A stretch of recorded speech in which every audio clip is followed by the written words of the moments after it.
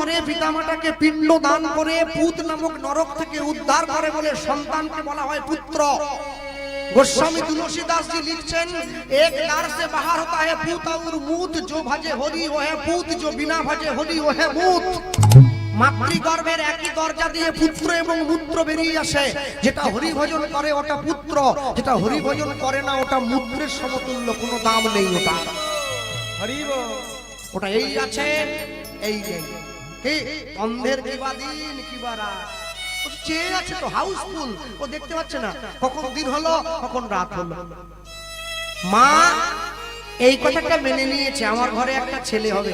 এরপরে ভগবান বলছে তোমার ছেলেটা রাজা হবে, এইটা মানতে পারলো না। কেন? রাজার ছেলে রাজা হয়, ভিখারির ছেলে কি করে রাজা হবে? ভগবানকে মনে মনে বলছে প্রভু তুমিও আমার সঙ্গে ছলনা করছো। ভগবানকে প্রণাম করে যেই উঠে দাঁড়িয়েছে, দরজার বাইরে দরজা টোকা দিয়ে নিজের স্বামীটা চিৎকার করে ডাকলো, শিলাবতী দরজা খোলো, শিলাবতী। ছুটে গিয়ে দরজাটা খুলে দিয়েছে। যখন ছুটে গিয়ে দরজাটা খুলে দিয়েছে, দেখছে দরজার বাইরে স্বামী দাঁড়িয়ে আছে। কি তুমি? হাতটা বাড়িয়ে দিয়েছে, দাও আমাকে প্রসাদ দাও। আর যেই হাতটা বাড়িয়ে দিয়েছে শিলাবতী হাতে প্রসাদটা দিয়েছে। হ্যাঁ জানেন আমাকে অনেক বৈষ্ণব সেবায় অনেকে নিমন্ত্রণ দেয়, এই যাবি রে, ভালো ভালো দক্ষিণা আছে। আমি আগে জানি কি কি দিচ্ছ আগে বলো, তারপর যাব। গাড়ি তেল পুড়ে যাব আমার, ওই ধুতি নেওয়ার জন্য যাবনি। তাহলে কি একটা কম্বল আসন দিতে হবে, কষাকষি দিতে হবে, একটা আংটি দিলে খুব ভালো হয়, জানেন না? বেশ কাপড়টা ভালো দিও। কিন্তু কি জানো আমি ভয়ে যাই না। ভয়ে কেন? আমি বৈষ্ণবদের মাঝে বসে পড়লে বিপদ বড়। আমি তখন থেকে দেখছি পঙ্গত হচ্ছে, আর যারা পঙ্গতে প্রসাদ দিচ্ছে যে সমস্ত দাদা ভাইয়েরা, তারা মাঝে মাঝে শুধু হাত তুলে বলছে হরি বল হরি বল। আচ্ছা বলুন, যারা বৈষ্ণব সেবাতে যান ওই বসে পড়ে কি নিতাই হরি বল বলে কি আগে মুখে তুলে না? তুলে না? মহাপ্রসাদে গোবিন্দে নমো ব্রাহ্মণে বৈষ্ণবে স্বল্পপূর্ণ বতাং রাজেন বিশ্বাসনে পূজায়তে।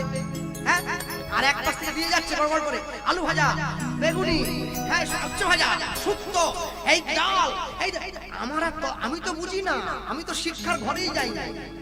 আমি জানি ওইটা বলে শেষ হয়ে যাবে। ও বাবা, শেষ হিসাবে তো শুরু। শরীর অবিদ্যা জাল জড়েন্দ্রিয় তায়ে কাল তায়ে বেলে বিষয় শাসনে, তার মধ্যে জিহাবতী লোভময় সুদূরমতি, তাকে যেটা কঠিন সংসারে। কৃষ্ণ বড় দয়াময় পরিবারে জিহা যায়, সপ্রসাদ অন্ন দিল ভাই। সেই অন্নমৃত পাও রাধা কৃষ্ণের গুণ গাও, প্রেমে ডাকো চৈতন্য নিতা চৈতন্য নিতা। যতক্ষণে চৈতন্য নিতাই পর্যন্ত গেছে ততক্ষণে আলু ভাজা আমার মুখে চলে গেছে। এখন আমি আলু ভাজা মুখে নিয়ে দেখছি চারদিকে তাকিয়ে, ওরা কেউ খাওয়া শুরু করেনি, আমি ঢুকে নিয়েছি। তা মান সম্মান চলে যাচ্ছে। আমার অবস্থাটা কেমন জানো? আমি না পাচ্ছি ফেলতে, না পাচ্ছি গিলতে, মুখের মধ্যে দিয়ে বসে আছি। মানে আমি অপেক্ষা করছি কখন সবাই খাবে, আমি তখন খাবো। এই জন্য বলে ভাই সময় বুঝে করো চাষ, ফসল ফলবে 12 মাস। না জেনে করলে চাষ একবারে সমূলে সাড়ে সর্বনাশ। যখনই হাতটা বাড়িয়েছে প্রসাদ দাও, হাতে প্রসাদটা দিয়েছে। হাতে প্রসাদটা দেওয়ার সঙ্গে সঙ্গে শিলাবতীর স্বামী সনাতন দাস শিলাবতীকে বলে উঠছে, তোমায় একটা কথা বলবো। হ্যাঁ বলো। আগামীকাল সকালবেলায় আমি গয়া যুদ্ধে যাত্রা করবো। না না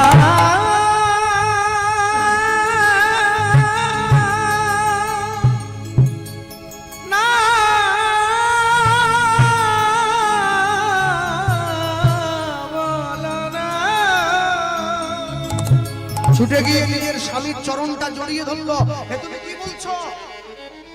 সনাতন দাস চমকে উঠলো, তুমি আমার পাটা ছেড়ে দাও, আমি তোমায় কোনো কটু কথা বলি নাই। না না না, তুমি আমার দেহের মনের সকল খবর জানো। বর্তমানে তোমার ঔরসে আমি 9 মাসের সন্তান সম্ভবা মা। ভক্তমণ্ডলী মায়েরা, আগেকার দিনে নিয়ম ছিল মাতৃগর্ভে সন্তান থাকলে সেই মায়ের স্বামীকে কোনো জীব হত্যা করতে দেওয়া হতো না। যার জন্য সে সময়কার দিনে ছেলে মেয়েরা এত ভালো ভালো হয়েছে। তাকিয়ে দেখুন এই পৃথিবীতে যত জায়গায় যত ভালো সন্তান জন্ম নিয়েছে, সব সন্তানের মূলে ভালো মা আছে। মা যদি ভালো হয় ছেলে মেয়েকে ভালো হতেই হবে, খারাপ হওয়ার কোনো জায়গা থাকে না। কেন? কৌশল্যার মতো মা ছিল বলে ছেলেটা রামচন্দ্র হলো। রামচন্দ্র হলো। দেবকীর মতো মা পেয়েছে বলে ছেলেটা কৃষ্ণ হলো। কৃষ্ণ শচী মায়ের মতো মা ছিল বলে ছেলেটা মহাপ্রভু হলো। মহাপ্রভু হলো। হিরণ্যকশিপু দৈত্য ছিল, ছেলেটা প্রহ্লাদ হয়ে গেল। মা কয়াধু বড্ড ভালো ছিল। রাবণের বাবা ছিল বিশ্বশ্রবা মুনি, ছেলেটা রাবণ হলো। মা নিকষাটা বড্ড খারাপ ছিল। মাতৃভক্তি অটুট যত, সেই ছেলে হবে কৃতি তত। পিতায় শ্রদ্ধা মায়ে টান, সেই ছেলে হবে সাম্য প্রাণ। মায়ের শিক্ষা আগে হলে শিশু শেখে মায়ের কোলে। এগুলো শাস্ত্রে সবাই মানবে না, তবে প্রভাবতী দেবীর মতো মা পেয়েছে বলে ছেলেটা সুভাষচন্দ্র বসু হলো। সুভাষচন্দ্র বসু হলো। সারদা দেবীর মতো মা ছিল বলে ছেলেটা বিশ্বকবি রবীন্দ্রনাথ হলো। রবীন্দ্রনাথ। ভগবতী দেবীর মতো মা পেয়েছে বলে ছেলেটা বিদ্যার সাগর হলো। বিদ্যার সাগর হলো। মেদিনীপুরের লোককে নতুন করে বিদ্যাসাগরের কথা কিছু বলতে হবে না বলে আমি মনে করি। আমি তবু বলতে গিয়ে বলবো, ঈশ্বরচন্দ্র বিদ্যাসাগরের পদবী ছিল ঈশ্বরচন্দ্র বন্দ্যোপাধ্যায়। একজন বিধবা মেয়েকে তিনি বিয়ে করেছিলেন, যে মেয়েটার নাম হচ্ছে দীনময়ী বন্দ্যোপাধ্যায়। একটা ছেলে ছিল বিদ্যাসাগরের, যার নাম নারায়ণ চন্দ্র বন্দ্যোপাধ্যায়। ছেলে বন্দ্যোপাধ্যায়, বৌমা বন্দ্যোপাধ্যায়, নাতি বন্দ্যোপাধ্যায়। মাকে জানো? মা ভগবতী বন্দ্যোপাধ্যায় নয়, ভগবতী দেবী। কেন? কেন? শুধু বইয়ের পড়া মুখস্থ করে নিয়ে গিয়ে পরীক্ষার হলে বমি করে দিলে, নাম্বার বেশি পেয়ে গেলে তুমি তৈরি হয়ে গেলে? আমি শুরুতে ওই জন্য বলেছিলাম, স্কুলে পড়াশোনা করে শিক্ষিত হওয়া যায়, শিক্ষা তোমাকে সংসার থেকে নিতে হবে। বিদ্যাসাগরের মতো দেবতুল্য সন্তানকে গর্ভে ধারণ করে ভগবতী দেবী বন্দ্যোপাধ্যায় পদবীতে আটকে থাকেন নাই, দেবীর আসনে বসে গিয়েছেন। আর আমার মা সেটা পারে নাই, আমার মতো অকাল কুষ্মাণ্ড জন্ম দিয়েছে, ওই জন্য দেবী হয় নাই, মানুষই রয়ে গেছে। বুঝলে? মনে রাখবে, সব সময়ের জন্য মাকে অনেকটা ভালো হতে হবে। মা যদি ভালো হয়, তার সন্তান খারাপ হওয়ার কোনো জায়গা থাকে না। ছেলে মেয়ের জন্ম দিলেই মা হওয়া যায় না। সব নারী মা বলার যোগ্য নয়। মা বলার যোগ্যকে মিলিয়ে নেন। শাস্ত্রকার তত্ত্বদর্শী মহাজন লিখলেন, যে রমণীর 5টা অঙ্গ ঢাকা থাকে তাকে মা বলবে। 5টা অঙ্গ কি কি? বক্ষ যুগল, নাভি কমল, পায়ের 2 গোড়ালি। যে রমণীর ঢাকা আছে তাকে মা বলে সম্বোধন করো। তোমরা বৃন্দাবনে গিয়েছো, সকলে যারা গিয়েছো তারা জানো, ব্রজের মায়েদের এই পর্যন্ত ঘোমটা দেওয়া থাকে, একবারে এই পর্যন্ত। বাংলার মায়েরা 12 হাত কাপড় পরে, ব্রজের মায়েরা 14 হাত কাপড় পরে। কোমর থেকে নিচটা 7 হাত, কোমরের ওপরটা 7 হাত। কেন জানো? সম্ভ্রম রক্ষা করে। লজ্জা যদি নারীর ভূষণ হয়, নারী জাতি যদি লজ্জা বিসর্জন দেয়, সমাজের অধঃপতন খুব শিগগিরই নেমে আসবে। স্বামীর চরণটা জড়িয়ে ধরে বলছে, আমি তোমায় যুদ্ধে যেতে দেব না। কেন? তুমি তো আমার স্বামী, তোমার ঔরসে তোমার সন্তান আমার গর্ভ মাঝে প্রতিপালিত হচ্ছে। তুমি যদি কোনো জীব হত্যা করো, সেই হত্যার অপরাধ আমার সন্তানের অঙ্গে লাগবে।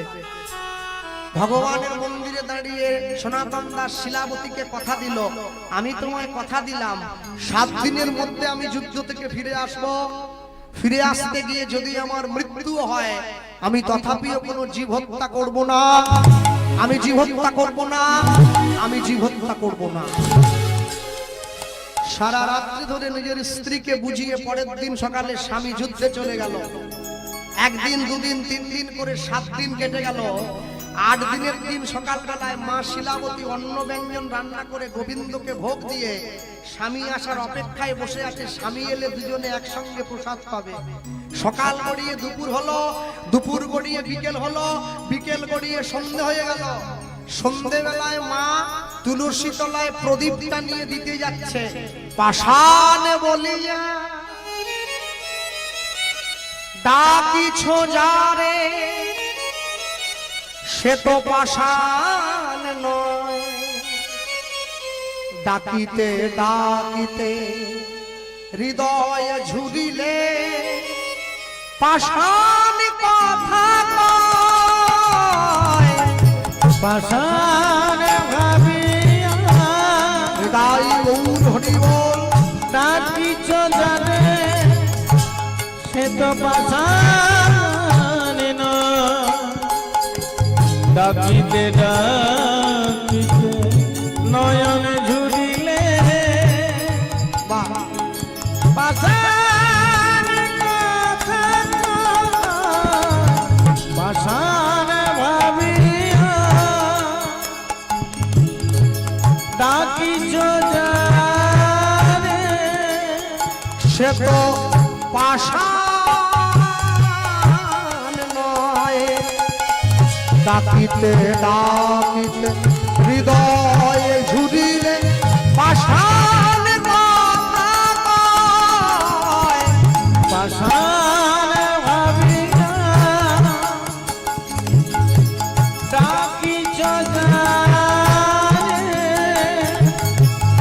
সে তো পাশান ডাকিতে ডাকিতে নয়নে ঝুলিবে পাশান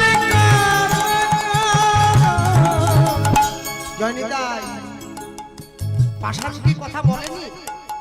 বলেছে।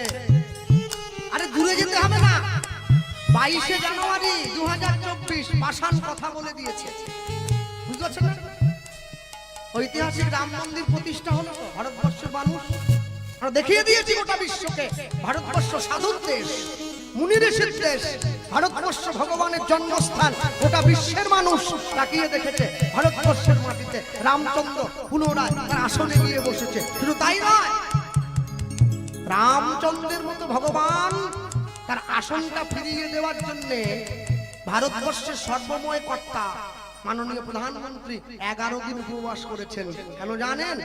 রামচন্দ্রকে আসন ফিরিয়ে দিচ্ছেন চোখের জল দিয়ে। এর থেকে বড় আনন্দ কি হতে পারে?